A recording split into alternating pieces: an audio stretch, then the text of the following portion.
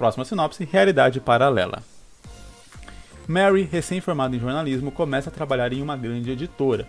Em mais um dia comum atrás de notícias, se depara com uma informação de lutas clandestinas mortais e vai atrás da verdade encontrando uma história totalmente diferente, envolvendo todo o governo mundial, tecnologia totalmente avançada, tentando conseguir provas suficiente para publicar, foi descoberta e perseguida por homens que mais pareciam executivos totalmente armados. Armas totalmente diferentes da nossa realidade. Isso causando um grande... Eu acho que era acidente, tá escrito acidente. Um grande acidente deixando ela inconsciente. Ao recobrar a consciência, logo nota não estar no hospital. Mas sim no lugar onde ela foi... Mas sim no lugar onde ela mais odiava. A casa educacional onde as crianças da família eram obrigadas a estudar. Imagino que da família dela. O português está meio complicado aqui. Acho que o autor deve ser talvez muito novo e tal. Onde ela descobre que sua entidade espiritual finalmente foi liberada e aqueles ali presentes estavam contendo sua manifestação, pois eles podiam controlar por estarem conscientes. Tá certo. Eu sinto aqui que aconteceu uma coisa muito comum que acontece principalmente com autores iniciantes, né? E aconteceu comigo também muito lá no começo. Que é o quê? A gente imagina uma história e conforme... Beleza, né? A gente... Principalmente quando a gente tá começando, a gente não tem ainda aquele lance de tipo... pensei numa história, vou me organizar aqui, fazer ela e tal. O que acontece geralmente é que a gente pensa e vai maturando aquela ideia, vai criando mais coisas, vai pensando naquilo e tal. E geralmente, principalmente quando a gente nunca fez um livro, um mangá, um quadrinho, uma história antes, quando a gente nunca colocou isso pra fora da nossa cabeça, a gente vai acrescentando coisas conforme a gente vai tendo novas ideias, conforme a gente vai tendo novos pensamentos. E se você ainda não tem essa experiência de colocar a ideia pra fora, é natural que novas ideias elas vão sendo acopladas àquela sua ideia original. Então fala, pô, eu tive a ideia aqui de uma história de uma jornalista que começa a pesquisar ali um lance de lutas clandestinas e acaba sendo perseguida. Só que aí de repente você assiste um filme ali de terror que fala sobre um lance de contato espiritual e aí você fala, pô, achei legal isso, eu queria fazer uma história sobre isso, colocar isso de alguma forma, e aí você vai lá e acopla o lance espiritual na sua história. Aparentemente, tudo que a sua ideia inicial não tem nada a ver com o lance espiritual, mas daí você acopla. Eu não cheguei a ler aqui, mas tem algumas outras descrições de coisas que tem nessa história aqui. E aí a gente tem animais mitológicos mágicos, reencarnação de grandes guerreiros lendários com poderes, enfim, entre várias outras coisas ali, elementares, que são pessoas que conseguem dominar elementos e tal. Várias coisas assim que não me parecem se relacionar diretamente com a primeira parte dessa sinopse aqui, que parecia uma história muito mais pé no chão, ali onde a gente está falando, beleza, existem poderes ali, não poderes, né, mas existem uma tecnologia diferente, algo mais sci-fi ali acontecendo e tal, e tem uma conspiração mundial. Tirando a parte do sci-fi, parece algo muito mais pé no chão, e aí quando a gente vai indo pro negócio, parece que a história virou uma história completamente diferente. E como eu disse, eu acredito que isso acontece na maioria das vezes. Porque aconteceu comigo também, né? Eu passei muito por isso. Porque a gente vai tendo novas referências, vai absorvendo novas coisas e a gente vai enfiando essas coisas naquela história que a gente fez. E o que eu sempre costumo dizer nesses casos aqui é que você não precisa fazer um mangá só na sua vida. Você não precisa fazer um livro só na sua vida. Você não precisa fazer uma história só na sua vida. A gente tem a tendência de acreditar em algo assim, de que não, eu tenho que ter uma história só na minha vida, porque geralmente o que fica famoso de algum autor que a gente conhece é uma história só. São raros os autores que a gente tem 2, 3, 4 histórias dele que ficam famosas a ponto de a gente conseguir ter essa diferenciação de, não, são histórias diferentes.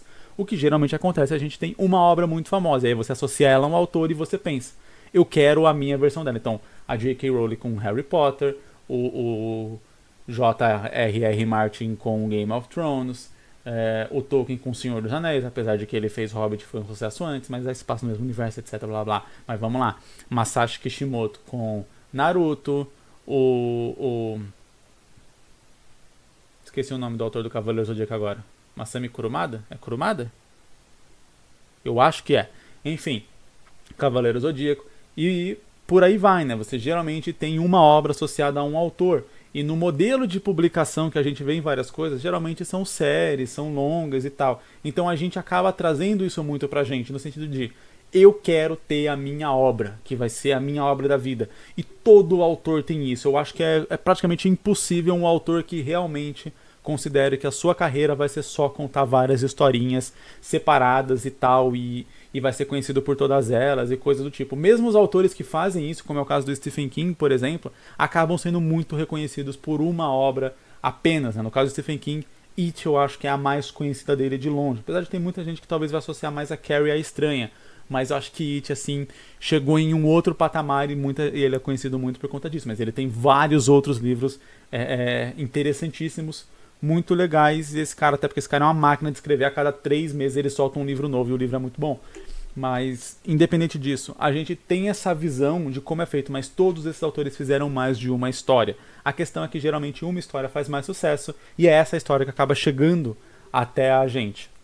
Então, quando eu falo isso, que eu quero dizer é que você pode pegar suas ideias e separar as ideias que em histórias diferentes para que cada ideia fique coesa dentro daquele seu sentido, daquele seu objetivo. E beleza, se você quiser expandir uma ideia depois e ir continuando ela, tudo bem, só que você não pode reverter, quebrar aquela ideia original, aquele contexto original ali, para outro completamente diferente, porque você perde talvez o grande motivo que a pessoa tinha para, por exemplo, acompanhar aquela ideia original. Então vamos supor aqui nessa história que o leitor leu ali a sinopse, começou a ler o mangá e falou: putz, que interessante, cara, gostei desse lance dela ser uma jornalista e tal, e aí tem toda uma conspiração acontecendo, eu quero saber mais sobre essa conspiração e tal, e aí de repente ela é capturada, levada para um negócio, e aí começa uma viagem astral com o lance da família dela e começa a ter poderes e tal, e a pessoa fala: pô, eu queria saber mais sobre a conspiração lá e não sobre isso. Parece que do nada eu comecei a ler outro mangá que não era aquele que eu comecei a ler antes. E aí é onde eu falo. A primeira etapa pra gente começar a fazer um mangá, pra conseguir tirar a ideia da nossa cabeça e colocar ela no papel ali, ou no celular, ou no computador, etc., onde quer que você vá começar a fazer o seu mangá, você descartar, ou pelo menos separar, guardar para mais tarde, tudo aquilo que não encaixa com aquela história, com aquele objetivo inicial que você está querendo contar no seu mangá. Então, se o meu mangá, você tem que fazer algumas decisões iniciais. Então, beleza, o meu mangá ele é mais pé no chão, ele não vai ter poderes. Então, qualquer ideia que você tenha que envolva poderes, você vai descartar e vai falar: ok, gosto dessa ideia, vou colocar de repente numa outra história, vou fazer uma história aqui para abordar melhor esse lance de poderes que eu gostei aqui, que eu gostei de criar. Nessa história aqui não tem poderes. Nessa história aqui a gente vai abordar um jeito mais de suspense. Se é um jeito mais de suspense, então você não vai ter talvez grandes combates, você vai ter ali talvez aquela cena de ação e tal, mas vai ser mais focada ali no risco e tal, e não nas cenas maneiras e coisa do tipo.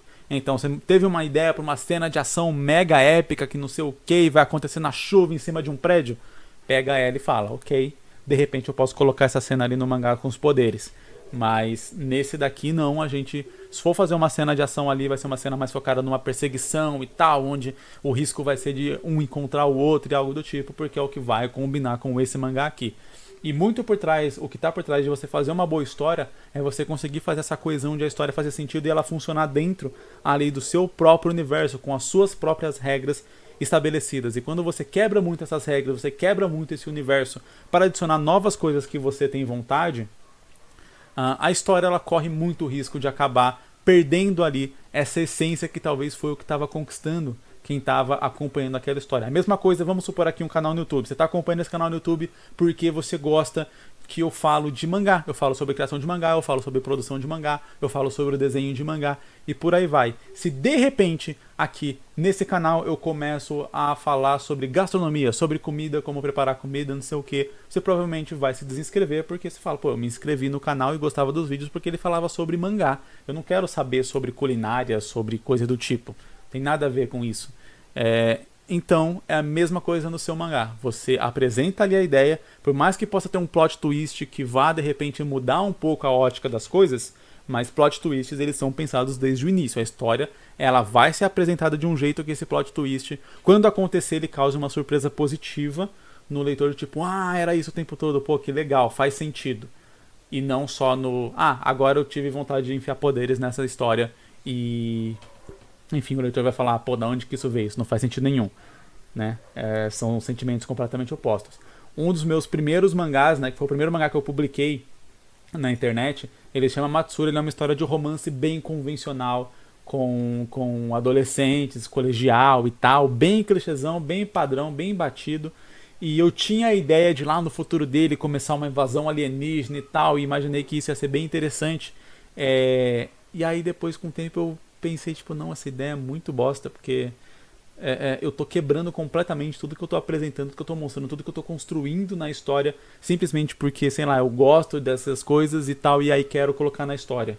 Mas daí beleza, conta uma outra história onde o foco da história é esse, não quebra a história ali pra simplesmente colocar algo que você quer colocar porque você acha legal. Você pode fazer várias outras histórias e a coisa vai funcionar mais ou menos assim. E aí com isso eu encerrei Matsuri ali, ele é uma historinha fechada de romance que só tem isso, que o foco é completamente esse. E várias pessoas leram e gostaram, e tenho certeza que se eu tivesse seguido com essa ideia, muita gente ia ficar decepcionada lá na frente.